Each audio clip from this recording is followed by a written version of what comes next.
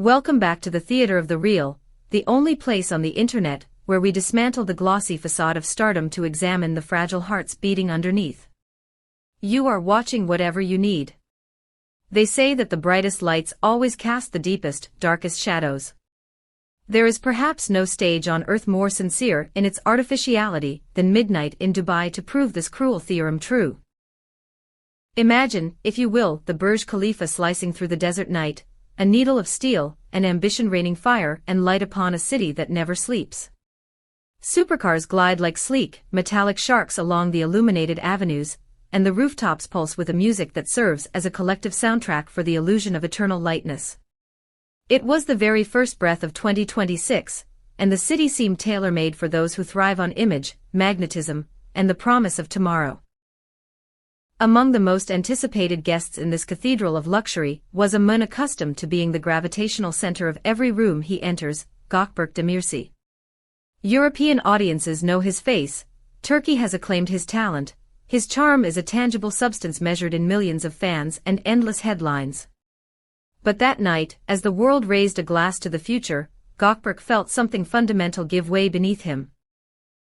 It was as if the opulent marble floor had suddenly revealed a fissure that no amount of neon light could fill. What you are about to hear is not just celebrity gossip. It is the anatomy of a heartbreak. It is the account of a last-minute flight change that baffled a management team, of a refusal that weighs like a judicial sentence, and of a text message capable of transforming into the tombstone of a collective fantasy. Today on Whatever You Need, we are journeying into the exposed vulnerability of Gökberk Demirci and the steely, immovable determination of Özge Yağız. But before we board this flight into the emotional storm, I have a question for you, the soul of this channel. Do you believe that a grand gesture can fix a broken past, or are some endings written in permanent ink? If you appreciate these deep, cinematic explorations of the stars you love, please ensure you are subscribed to Whatever You Need. And for those who want to be the true patrons of this storytelling, who want to help us keep the lights on and the scripts deep, the join button is waiting for you below. Your membership is the wind in our sails. Now let us step into the glittering night that went dark. For Gökberk Demirci, the script for New Year's Eve was supposed to be simple, a victory lap for a career that shows no signs of slowing down. The plan was to usher in 2026 in the abundance of Dubai, a metropolis built as an uninterrupted promise of the future. The itinerary was packed, a tour of glittering parties hosted by the global elite, lucrative encounters with producers, contracts to be cherished with a handshake and a gaze, and a trail of camera flashbulbs that would certify, once again, his immovable place in the public imagination. He moved through the early hours of the evening with his trademark confidence, the kind of easy swagger that comes from years of being the golden boy. He was the man everyone wanted to know, the face everyone wanted to be seen with. But when the clock finally struck midnight, and the sky erupted in a symphony of explosions, the farce stopped being funny. The isolation of fame hit him with the force of a physical blow. It wasn't a face in the crowd that betrayed him. It wasn't a harsh word from a rival. It was a cold, blue light emanating from the screen of his own phone. A photograph, uploaded thousands of miles away, published by the one person who still held the keys to his history, Özge Yağız. It was a simple shot, almost disarming in its composure. In it, Özge appeared more serene, more luminous than the public had seen her in recent years. She wasn't posing for a magazine, she was existing. And at her side, framed with an intimacy that cannot be faked, was a man whose name was unknown to the masses. That single image was enough to shatter the carefully constructed reality of Gökberk's night. The gossip columns, hungry for content in the lull of the holiday, instantly caught fire. The headlines wrote themselves, "New Love. A fresh beginning for Özge. Who is the mystery man?" For the public, it was a fun conjecture, a puzzle to be solved over morning coffee. But for Gökberk, staring at that screen in the middle of a deafening party, it was a merciless mirror. He read not only the image but the subtext that lay beneath the pixels.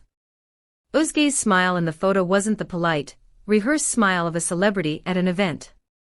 It was intentional. It was real. The carefully calibrated caption contained a tone of quiet trust that pricked him like a needle. It spoke of a peace he realized he was not a part of. Those standing near him at the party noticed a change so marked it became loud in its silence. The din around him died down in his ears, the music faded into a dull thrum, and the crystal glass in his hand suddenly became a foreign object, heavy and useless. What should have been a parlor game of social climbing turned into a merciless internal inventory. The millions of LED lights of Dubai failed to illuminate the storm that had risen within his chest. And when the story of the life you thought you were leading collapses, the only thing you want to do is recover the thread, wherever it may be. It was then, in the chaotic early hours of January 1st, that Gökberk made the decision that surprised everyone in his entourage. He aborted the trip. The exclusive salons, the contacts waiting to meet him, the perfect showcase for his brand, everything suddenly lost its weight. Driven by feelings he had buried under layers of work and success, and armed with an awareness fiercer than fear, he realized he was losing the narrative. Above all, he realized he couldn't bear to watch it slip away without attempting the last word. He booked the first available flight to Istanbul. The journey was a blur of turbulence and regret. When he landed, the airport, a scene he knew all too well, greeted him without its usual complicity. Usually, Gökberk treats the airport arrival as a sport. He is ironic, his smile ready like a shield, his sunglasses hiding any trace of fatigue. But this time, he appeared before the waiting flashbulbs devoid of all adornment. He was a man unmasked. When the lights exploded in his face, the screen of the joke didn't come. Instead, a sentence arrived, gaunt, torn from a personal tragedy, delivered to the reporters who were expecting a soundbite about his holiday. "My heart hurts, my soul hurts," he said. Nothing else. No asides. No strategy. No promotion of a new series. He was a man who, perhaps belatedly, was measuring the infinite cost of what he had already lost. This level of raw honesty is rare in an industry built on smoke and mirrors. It forces us to ask, is it better to maintain the image of the invincible star, or is there strength in admitting you are broken? I want to ask the whatever you need family. Have you ever made a desperate travel decision because of a broken heart? Share your stories in the comments below. We read every single one, and your experiences help us paint a truer picture of the human condition. And if you are finding yourself moved by this story, please take a second to hit the like button. It helps us navigate the algorithm and bring these stories to more people. For those who want to be the backbone of our channel, the join button is your ticket to our inner circle. Your support is the only reason we can do this work. From the airport, the public theater faded, leaving only a glass rectangle, a smartphone screen. Fueled by the adrenaline of regret and haunted by that image of Özge next to another man, Gökberk Demirci broke a long-standing silence. He did what many of us have done in moments of desperation, but with the stakes of a national celebrity. He wrote to her. Sources close to the former couple speak of a sincere, almost penitential message. It wasn't a demand, it was a plea. He asked to meet in person. He wanted a meeting to look back without excuses, to unearth what had been hidden in the years of silence, to mend where possible, or at least give a name to the feelings that had never fully died. He wasn't asking for a relationship, he was asking for clarity. He waited for an outstretched hand, a sign that the history they shared still held some currency. Instead of an invitation, a verdict arrived. Özge Yağız's response wasn't a tactical maneuver, or a game of hard to get. It closed the door with the irrevocable elegance of someone who has already reckoned with the past and survived it. She, who in recent months had cultivated a new sense of self and her own hard-won peace, responded with clear and definitive words. According to insiders, the text read, "For me, those chapters are closed. A mistake is made once, repeating it is foolish. I've started the new year with a new life. I've turned the page for myself." We need to savor those words calmly to understand their impact. Foolish, closed, new life. There was no seduction here, no tug of war. There was the assertiveness of a woman who had already gone through the grieving process, had healed her wounds in private, and had chosen another path. With a single text, she didn't just deny a coffee meeting, she denied the very possibility of a sequel. That sentence, for many observers, sounded like the final word at the end of a novel, written to protect the story from inappropriate additions.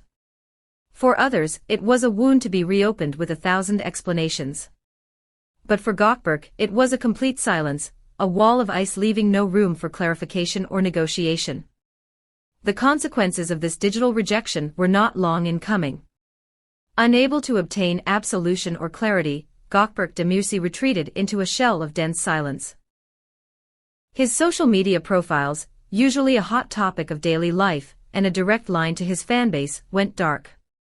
Even his lifelong friends watched him slip away, entering a slower pace of taking stock and reflecting on things he couldn't share with the public. Industry commentators, usually inclined to the rhetoric of the golden boy who always wins, whispered that for the first time, Gökberk truly felt the sting of defeat.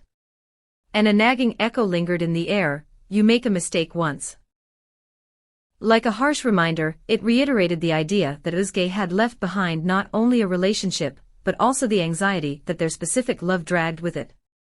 As he sharpened his silence, honing it into a protective weapon, she emerged into a new light. Those close to Özge Yağız confirmed that her New Year's Eve joy was not a show for the benefit of her ex.